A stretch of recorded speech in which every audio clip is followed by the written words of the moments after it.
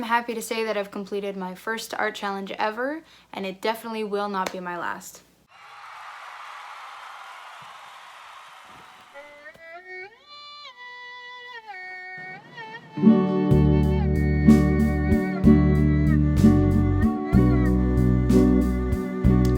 I love them. They're so bright and happy.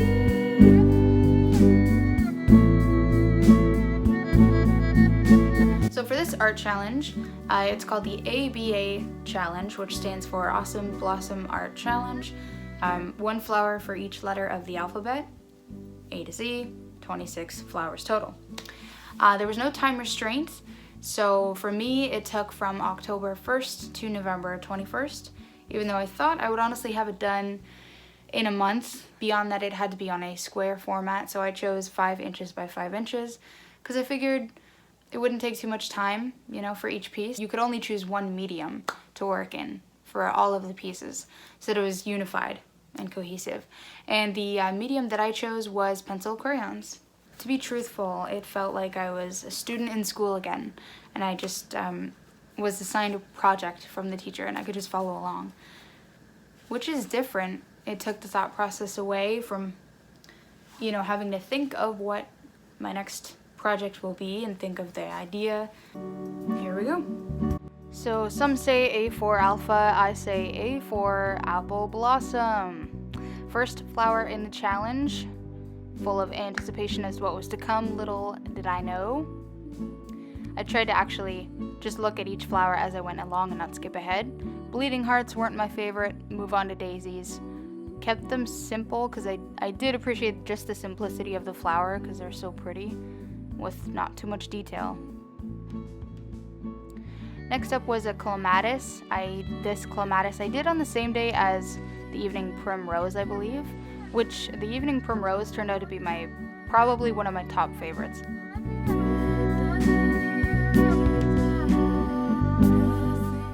So forget-me-nots. I really like the forget-me-not flower. I think I might redo or do again the forget-me-not because I love it that much.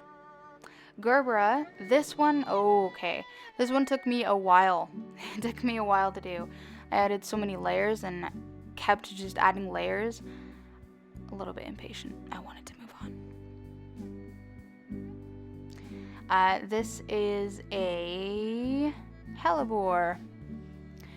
I really enjoyed layering the shades and hues on this one. The yellows, the greens, the reds, and the buds in the corner. I really love that, so I enjoyed that piece. The iris brings me back to when I did an iris for my parents' anniversary. So I love the delicacy of the flower and the purple.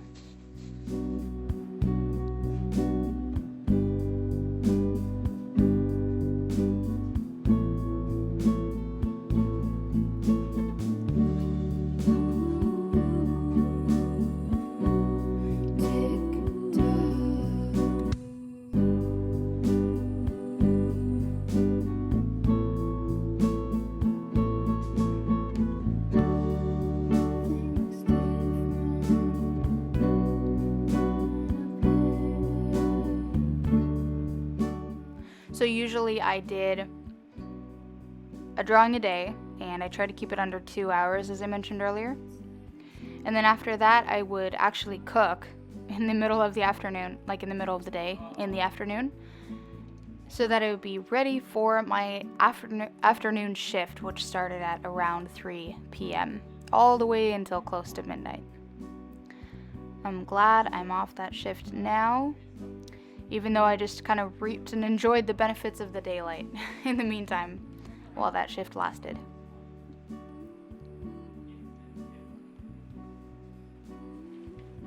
And I like seeing this process where the darker shades are added. It adds contrast and depth to the piece. Just kind of makes it pop out of the page.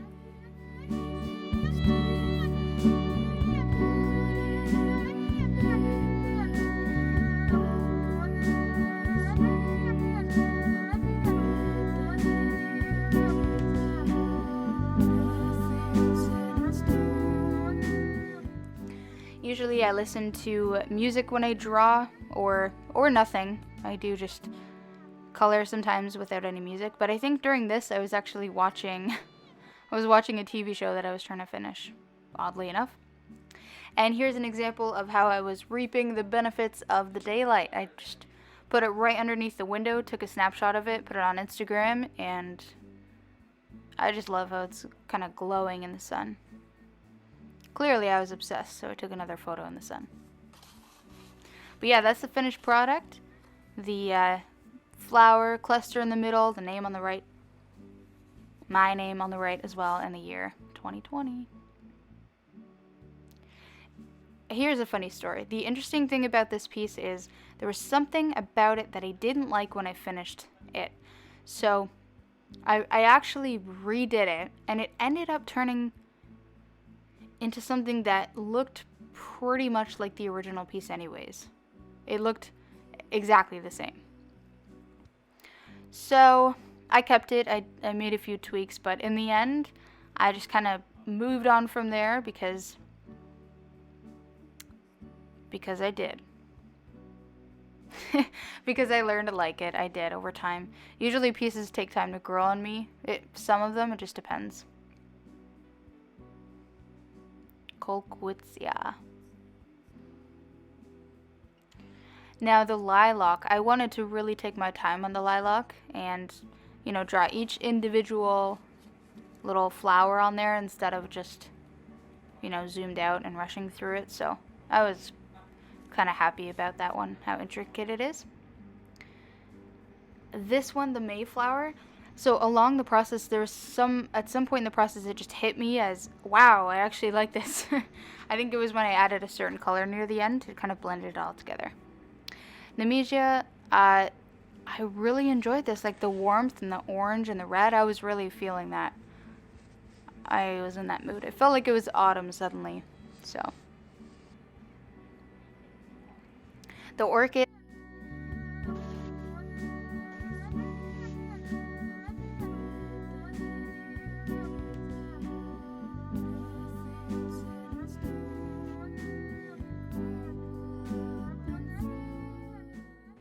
Passionflower.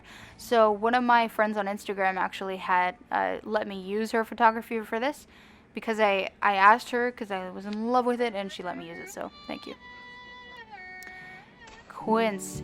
These are such cute, such adorable flowers.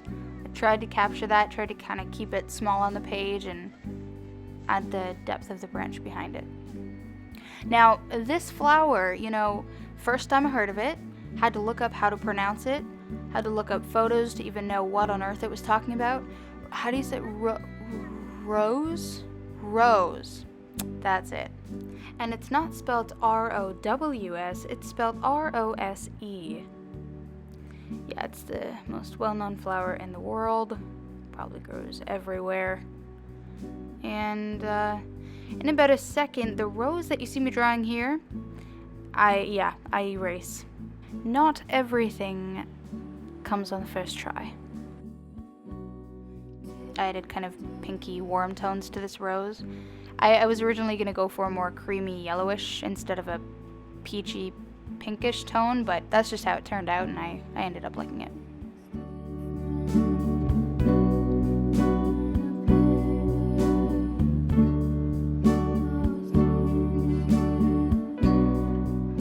The trumpet vine, I had high expectations when I entered into this one because of how much I was in love with either the flower itself or the photography, and it turned out good. I like the vibrancy in the colors. Uva ursi. Never heard of the flower before, to be honest, this time. Never seen it before, so it was a cool flower to learn about. The Viola Whitrockriana. Say that 10 times fast. Viola Whitrockriana, Viola Whitrockriana, Viola Whitrockriana.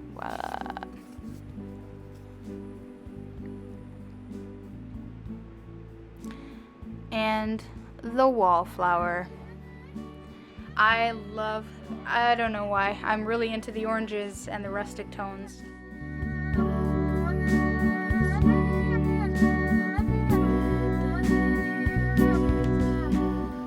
First step is always finding a picture because I don't have all the flowers that I draw. where I live. So gotta look online for a good picture. Sometimes I use my book up there too to find good references, but it's not always there, so I have to search abroad. But yeah, I'm looking for xylobium flower right now.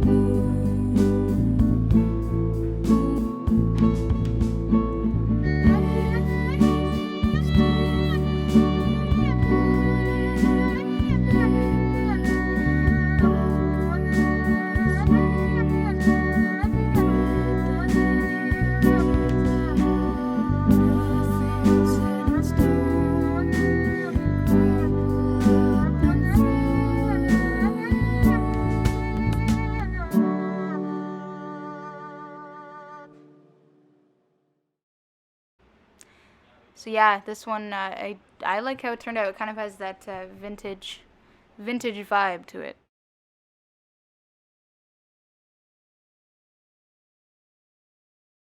Officially the last drawing in the ABA challenge, marking it with the date stamp. Here's hoping it actually is the 21st of November.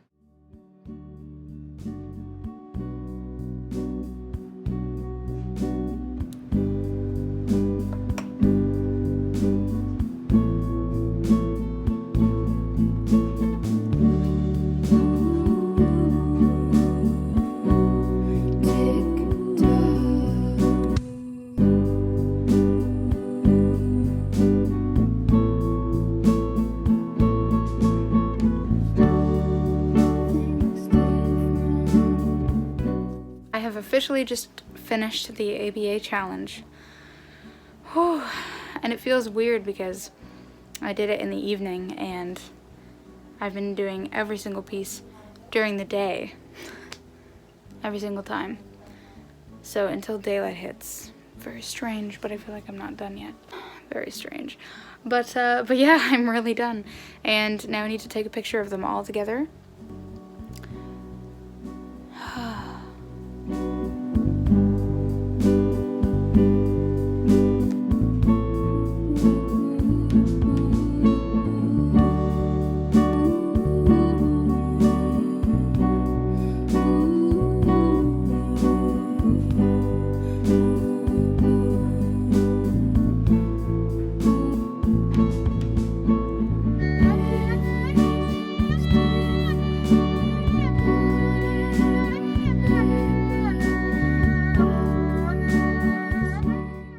These flowers, once I had drawn them, once I had, made them digital, I thought there's got to be more. I'm not ready to leave this project behind me. I need to do something with these flowers. These flowers need a purpose. So what I did was I made prints of them on 4x4s and I'm gonna actually sell them in my Etsy shop soon enough. If you have any more challenges that you think that I would enjoy or that you have enjoyed yourself, comment down below and let me know, because I am, at this point, I am open to more challenges. I don't know if it's going to be right now, but it's going to be down the road, that's for sure. And all that which you just saw in probably under 20 minutes, or at least under 30 minutes, took me more than a month to complete. So you're welcome. So stay tuned. There's more to come, but for now, that is all. The Botany Babe says bye-bye. By the way, a great congratulations goes out to you. If you noticed that at the beginning, the whole time when I've been talking against this wall, that the flowers in the challenge were hanging behind me. I love them. They're so bright and happy. And the best part is the smell. Come on, smell that. Anyways, that's what quarantine has done to me. Nothing. I'm the same.